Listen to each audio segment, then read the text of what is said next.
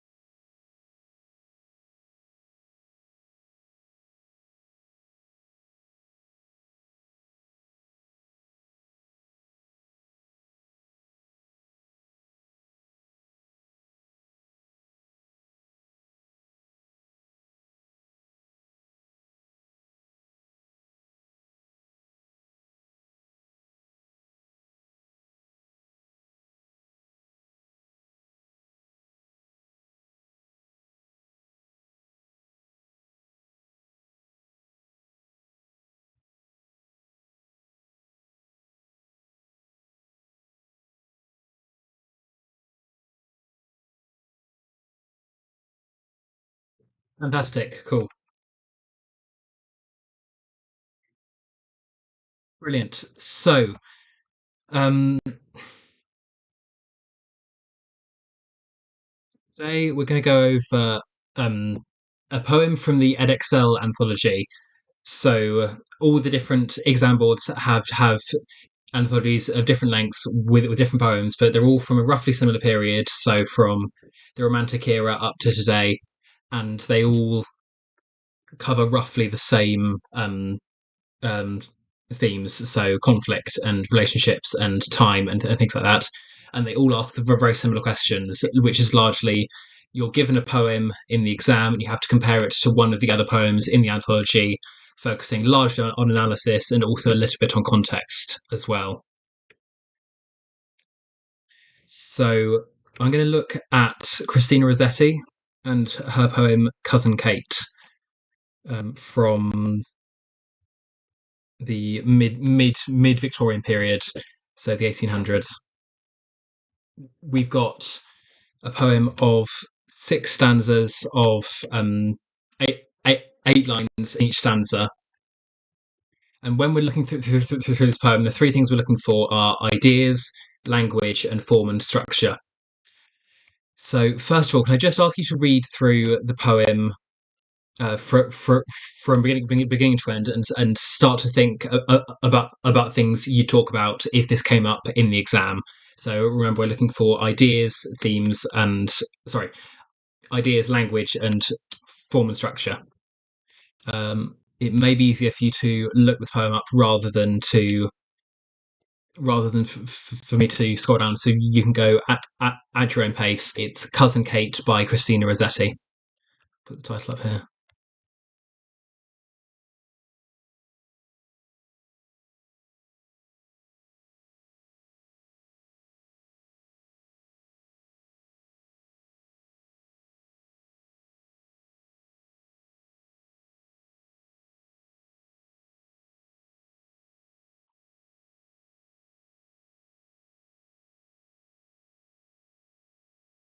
Let me know when you finish reading through it and are happy for me to continue.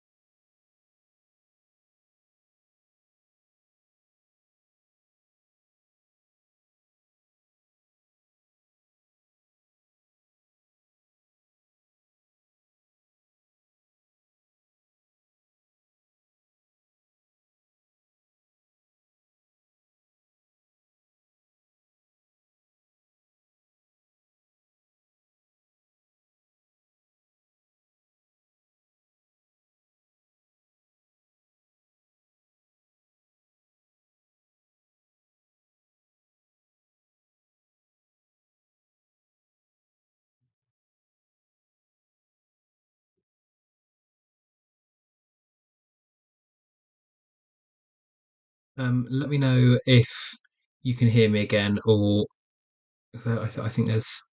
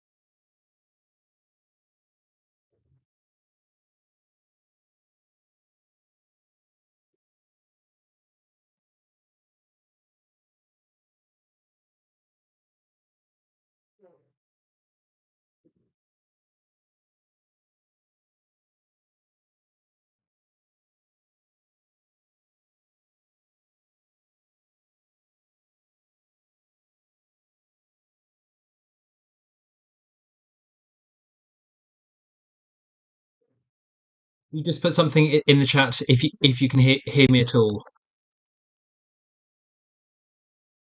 Oh, fantastic! Brilliant, brilliant. So, have you had a chance to read through Cousin Kate? If you can put something in the chat when you have, just so we can move on. I'll give you a couple more minutes.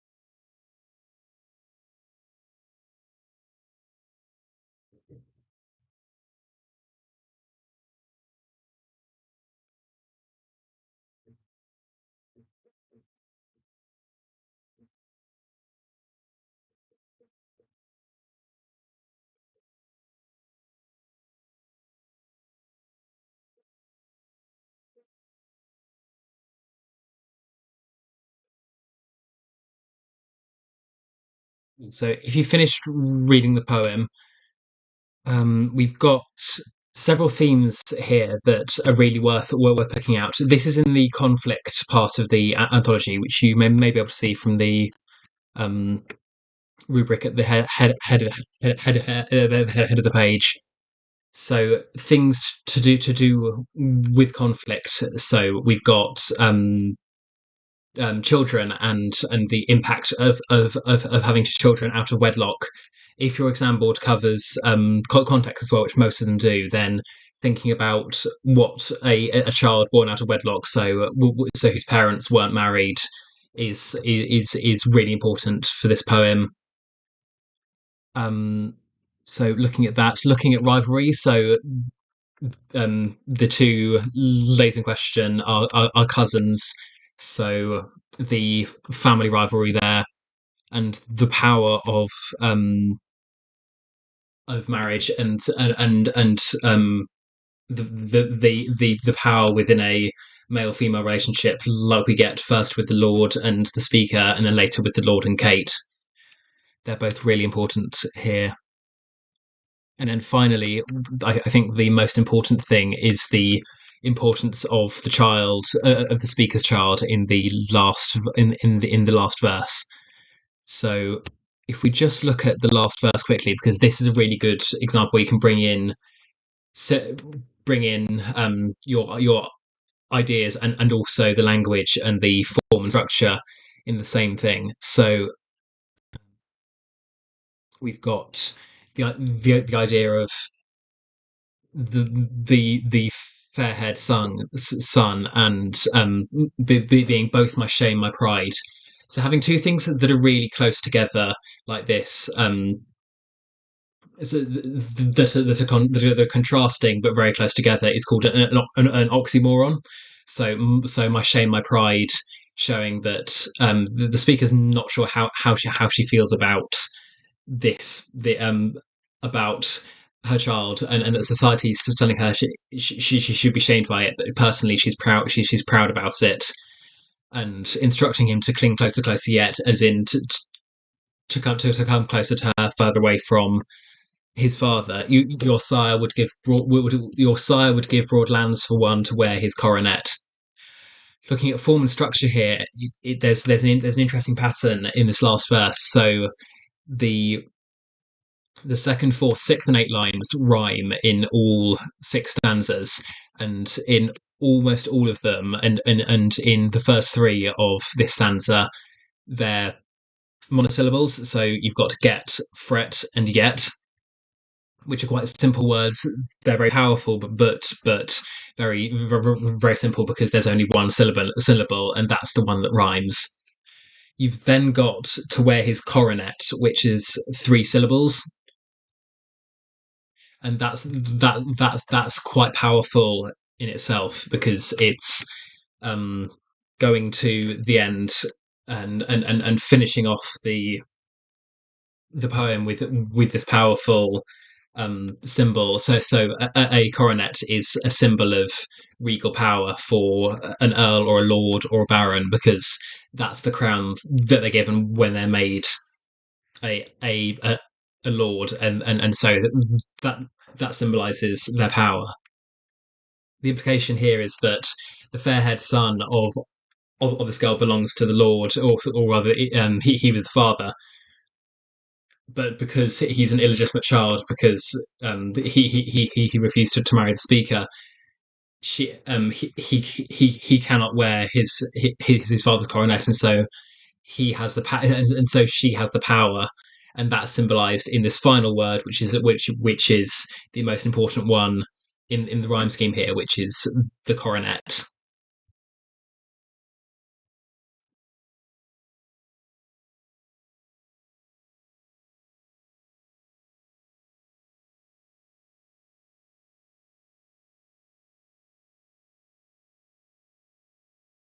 Brilliant. So when you have a poem like this that's given to you in the exam, we've done a very brief dive into a little bit of this because we don't have time to do the whole thing, and you won't do in an exam. You've got to find a poem to compare it to.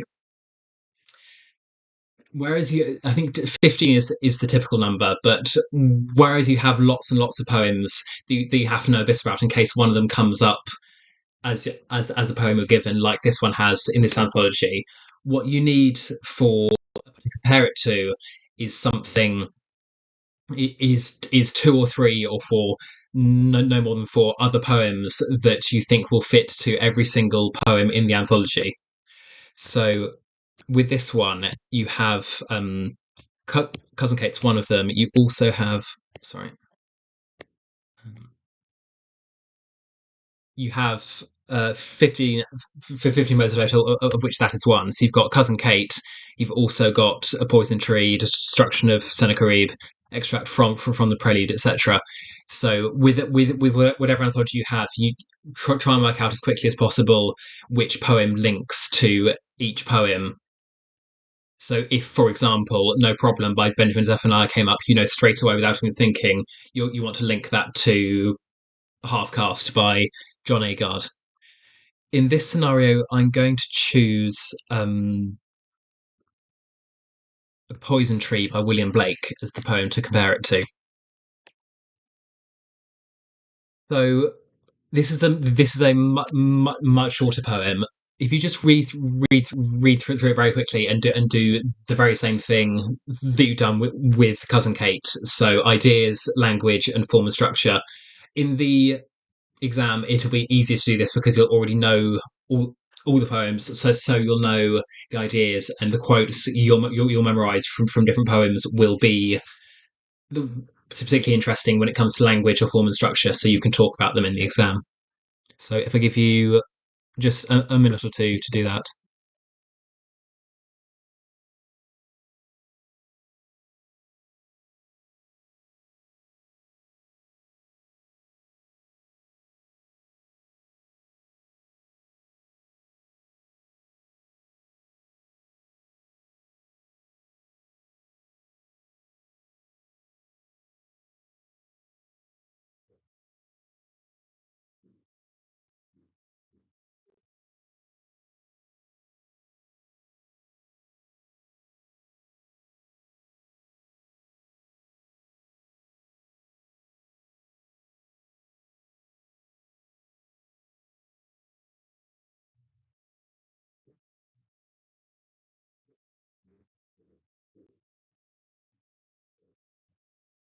So with A Poison Tree, it's quite a different poem, and the important thing when it comes to comparing is that you have to compare the differences as well as the similarities, which a lot of people forget. But a really good answer will have a balance of similarities and differences. So here we've got quite a different rhyme scheme. Looking at rhyme and looking at line length and stanza length and the length of the poem as a whole is always really good for getting a sense of the poem first and then looking at the language itself. So we've got I was angry with my friend, I told my wrath did end. I was angry with my foe, I told it not, my wrath did grow. It's a very different poem. And it's quite simple. You've got A B B rather than the A B C B D B E B you had in the Rossetti with the second, fourth, and sixth and eighth lines rhyming. This is quite a very simple structure. It's couplets. It's often used in comic poetry or used in very simple poetry.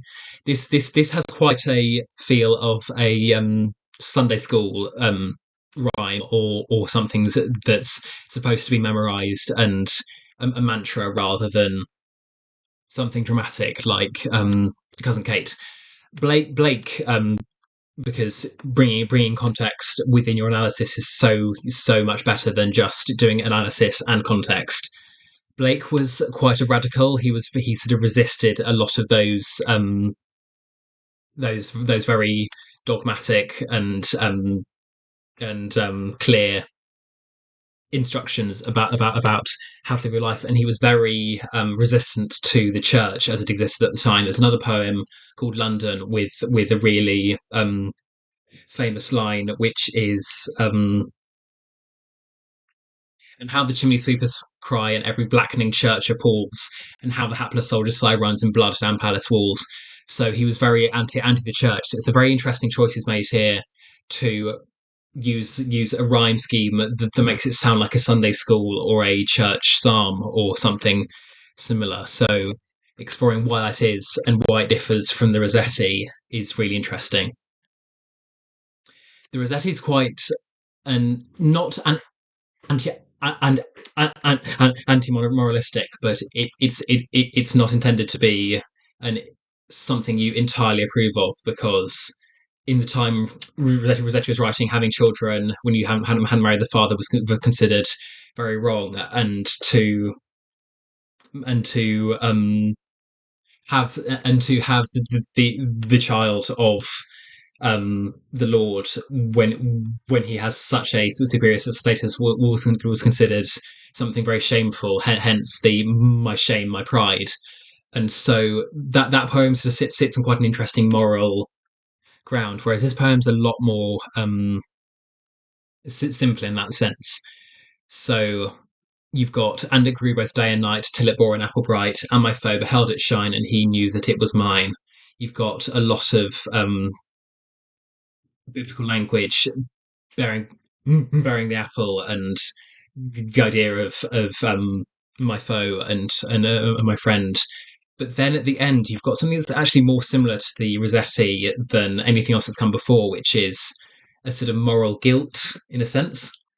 So into my garden stole, when where the night had veiled the pole. Veiled the pole in this sense means has veiled the North Star. Sorry, not North Star. The moon, which was considered to revolve around the pole at that point. So the North Pole. So the night had veiled the moon, i.e., it's a full moon, new moon. In the morning, glad I see my foe outstretched beneath the tree. And the fact that he's glad to see his foes dead from this hatred that's resided in him because of this rivalry is something very different to the effect of the rest of the poem and the moral sort of righteousness and clarity of that. I think it's definitely very unexpected compared to the form itself, and that's the point at which you can link it to the Rossetti. So you have a poem that here with the Blake that seems very simple and very righteous, and at the end proves to be a story of revenge, effectively. And in the Rossetti, throughout the poem, a Victorian reader would see her to be um, completely wrong, and for it to be the complete opposite of what Blake's doing. But then at the end, it's sort of that she has the power, and even though it may not be right, it's or morally right, it's certainly justified, I think, in that way. So tracking something like morality or power or something like that throughout the poem is a really valuable thing to do, not just in poetry anthology, but even in the Shakespeare play and the Victorian novel and the modern play or modern novel. Um, if you get something like power in Macbeth, tracking it through the play rather than just individual moments is often really valuable. And even though it's much shorter, doing that in the poem is also really good to do. Brilliant. I think we're nearly done, but that's a really whistle stop tour as to how to analyze two poems for an exam question. If you have any questions, please do put them in the chat. I'll hang around for a few minutes and answer any questions you may have. But otherwise, if you want any more specialized learning, please do go to uh, our website, so www.studenttutors.co.uk, or join our Discord. I'm Ben, and I'll see you next time.